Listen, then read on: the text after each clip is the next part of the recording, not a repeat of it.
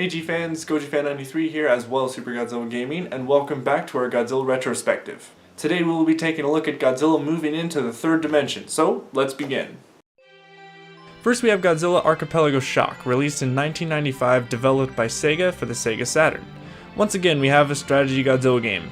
Man, what's with Godzilla and strategy games? Anyways, SGG, mind explaining how the game works? Oh, sure thing, Goji fan. It's pretty straightforward. You as the player control the military, so your goal is to direct your tank and military equipment on a 3D isometric playing field to attack Godzilla. When you attack Godzilla or take damage from him, your health points degrade until you or Godzilla is defeated. Think of it kind of like a spiritual sequel or remake of Godzilla 2 on the NES. Now technically this game isn't fully 3D because the characters are sprites in a 2D style, but it's the overall look and the isometric design which gives the game more depth. This game is definitely one of the more interesting Godzilla games. Alright, now this is the first main step into 3D for Godzilla. Godzilla Generations is a Dreamcast game released in 1998. The game is super simple and very fun. Finally, the first Godzilla game to actually have Godzilla do what he's known for: destroying stuff. The goal of this game is to destroy as much of the map as possible in the amount of time you have given. The controls feel a bit dated and tank-like, but hey, it makes you feel like a giant monster. You also have special moves you can do, like shoot Godzilla's atomic breath, and then charge it up for his red beam for more damage. What's really cool about this game is there are other monsters to play as, like Mechagodzilla 74, Minya, Godzilla 1954, Zilla, and even a giant Dr. Serizawa, where his weapon is a giant oxygen destroyer. Yeah, that's awesome. Released a year after Godzilla Generations, we have the sequel named Godzilla Generations Maximum Impact on the Dreamcast. This game isn't really a direct sequel, as the game has different mechanics, basically making it a different game. The game plays more like a rail shooter, which is a first for Godzilla games.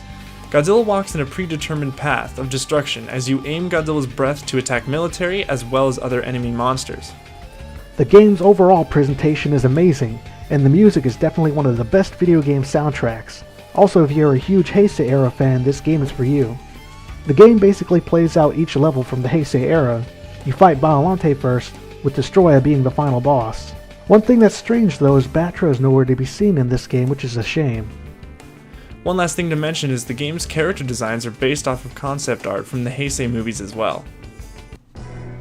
The last game for today is Godzilla Trading Battle, released on the PlayStation 1 in 1998 by Toho. The game was only released in Japan.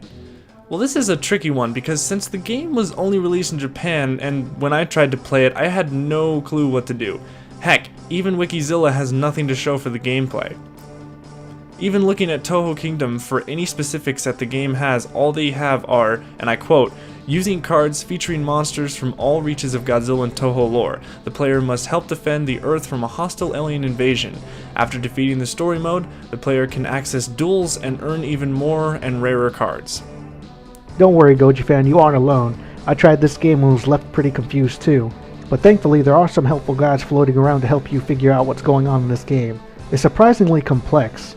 It plays like a card game where you select powers from various monsters and battle out that way. Except if you use your powers, it hurts you for some reason. It's kind of weird. Well, thanks for that info. See, it's a good thing you're here. Yeah, I knew you would need my help, Goji fan. Yeah, well, anyways, we're out of time for this episode, so thank you guys so much for watching. Tune in next week, we will be taking a look at some pretty obscure and weird Godzilla games. Till then, stay big, G fans.